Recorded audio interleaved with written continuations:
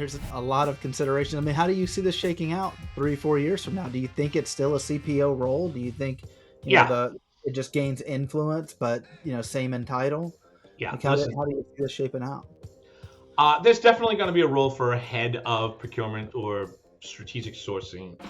Whether that is a chief, it depends. If you're in manufacturing or if you make something, I don't care if you make, a Snicker bar or if you make, a combine harvester. It doesn't really matter.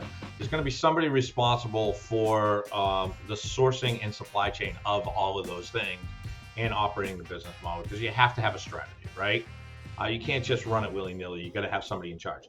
Where I think this whole thing is going, and one of the reasons why I originally left a really good job at the second largest advertising company in the world, and to start a consulting firm, is because I think that the days of building long-term procurement organizations is coming to an end. I really do. I don't think that you, as a chief procurement officer, are going to be able to keep up on what is required of you on a long-term basis. And I think that the days of build versus buy are upon us.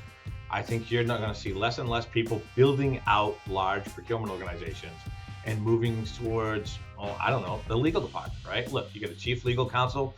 You don't have a chief legal counsel who's got an expert in M&A or an expert in HR and benefits problems or an expert in, I don't know, financial fraud, right? He goes to outside counsel for all those things. And I think you're going to see more and more people go to outside counsel for two reasons. One, the talent wars are on. You know what I mean? It's like the clone wars of procurement now. The talent wars are on. There's still a bidding war for good talent, even though now it is under the lens of, in a lot of cases, diversity and inclusion. Ageism is a real thing, which I can't understand for the life of me because it takes 30 years to figure out what you're doing in procurement.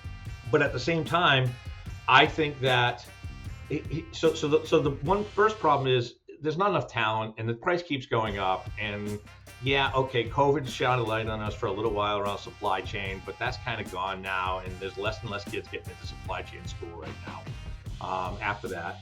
And then secondly, I got to be honest with you, you can't cover all the ground you need to cover, right? I mean, listen, you can buy. I mean, when I was back in my day, I hired a kid who was genius, absolute genius at telecommunications and rate card plans for cell phones. He was a genius. I stole him from Verizon Wireless. I gave him double what he was making at Verizon Wireless. He saved us reams of money with our 15,000 cell phones in North America, right? But the kid only ever got to see Publicis Group's spend bucket. Now you've got organizations who can see 10, 20, 100, 200, 600 different companies and get that real-time exposure and turn all of that knowledge into a negotiation strategy on your behalf. You can't play. You can't play at that level. It's going to the craps table and not knowing how to bet.